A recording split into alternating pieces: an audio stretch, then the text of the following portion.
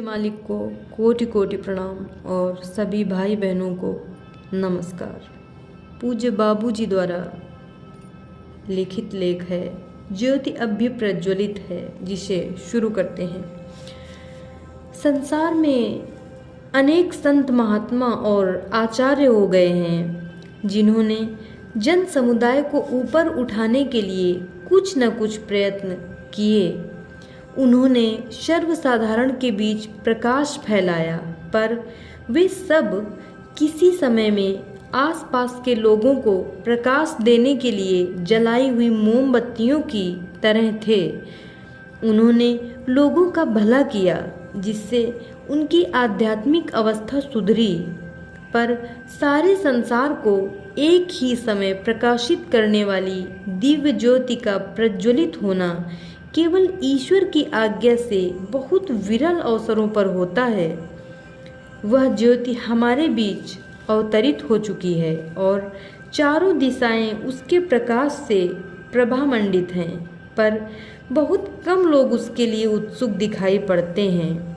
चारों ओर से बढ़ते हुए घनघोर अंधकार ने दुनिया को इतने घने रूप से आच्छादित कर रखा है कि दिव्य ज्योति की टिमटमाहट अब तक उनकी दृष्टि के बाहर ही है। यह प्रकृति की स्वाभाविक घटना है जो दुनिया के अस्तित्व के दौरान कई बार घटित हो चुकी है। जब जब बुराई उच्चतम शिखर तक पहुंच जाती है, तब ऐसी कोई दिव्य आत्मा संसार में अवतरित होती है ताकि अंधकार के बादलों को बिखराकर सर्वत्र प्रकाश फैलाया जा सके। ज्योति तो कब की प्रज्वलित हो चुकी है, परंतु उसको प्राप्त करके लाभ उठाने के लिए श्रद्धा भरे हृदय की आवश्यकता है। क्या ऐसा अवसर भविष्य में बार बार आएगा? क्या ऐसी विभूति दुनिया में बार बार आएगी? क्या अब तक ऐसे कार्य के लिए अवतरित होने वाली किसी भी विगत विभूति से आप इसकी तुलना कर सकते हैं? क्या ऐसा कोई कभी अवतार का रूप भी लेकर आया था? नहीं नहीं, कदापि नहीं। हर ऐसे व्यक्ति की क्षमता और सामर्थ्य उसके समय में वर्तमान परिस्थितियों के अनुसार अलग अलग थी। अब का अवसर विरलतम है, क्योंकि ईश्वर की इच्छा ऐसी ही है। प्रकृति के काम के लिए अवतरित हुई वर्तमान महान विभूति शक्ति की दृष्टि से तथा सौंपे हुए कार्यभार के विस्तार से पूर्ववर्ती सभी विभूतियों से कहीं अधिक बढ़ी चढ़ी है। आज की दुनिया में ऐसे व्यक्तित्व की अत्यंत आवश्यकता है। यह प्रकृति की मांग थी, जिसे पूरी करने के लिए उसका उद्भव हुआ है।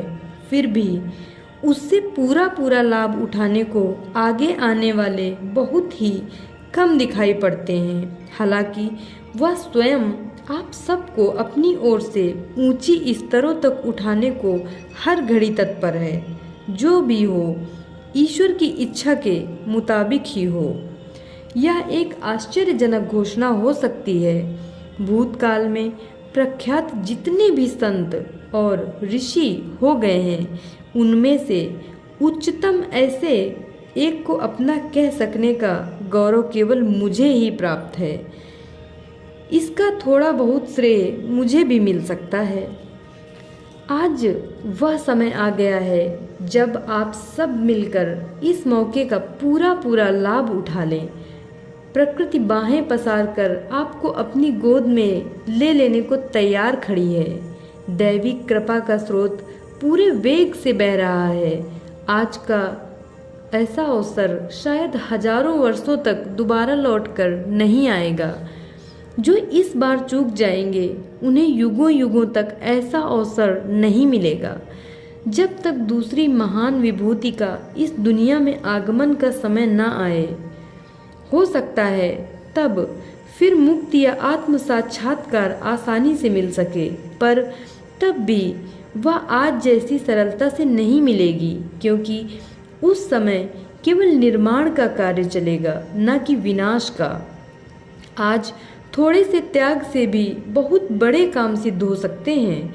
ईश्वरीय धारा का प्रवाह प्रारंभ हो चुका है। मालिक करे सब कम से कम इतना त्याग कर सकें जो उन्हें अनंत सागर के तट तक पहुंचा सके, जहां वे शीतल जीवनदायक दिव्य पवन में सांस ले सकें। आज की दुखी दुनिया में यह सब उस दिव्य विभूति की उपस्थिति की असीम कृपा का फल है। क्या आप आशा करते हैं कि निकट भविष्य में इन सब की पुनरावृत्ति होगी? आज उसकी एक दृष्टि से जितनी आसानी से उच्चतम स्तर तक पहुंचना संभव है, क्या फिर कभी वह संभव होगा? यह तो आपके बड़े भारी सौभाग्य की बात है कि प्रकृति के नियत किए हुए अपने मुख्य कार्य के साथ साथ वह आपकी आध्यात्मिक शिक्षा में भी लगा हुआ है। जो इन लाभदायी चिन्हों को नहीं समझ रहे हैं, वे इस नश्वर दुनिया से उनके चले जाने के बाद अपनी हानि पर पछताएंगे। जहाँ तक मेरा सवाल है, मैं तो अपने विदीर्ण हृदय को लिए अनंत सागर की गहराई में डूब चुका हूँ। मुझे पता ही नहीं कि कहाँ जाऊँ और क्या करूँ। ईश्वर की जहाँ इच्छा हो मुझे ले जाए। हर चीज़ केवल उसी पर निर्भर है। आमतौर पर डूबा हुआ आदमी कम से कम एक बार फिर ऊपर आता है। वैसे ही मैं भी आया, पर नीरो निष्पंद लहरें मुझे फिर न जाने कहाँ बहा ले गईं। पर अब तो सिर्फ आगे और आगे बहा चला जा रहा हूँ। कहाँ छोर है इसका पता ही नहीं। मैं बिना किसी हिचक के आपके सामने यह सारा रहस्य खोले जा रहा हूँ कि आप में भी वह पागलपन की आग जल उठे जिसमें मैं जल रहा हूँ। पर जिसे ईश्वर स्वयं ऊपर खींचता है, वही इस राह में सफलता पा सकता है।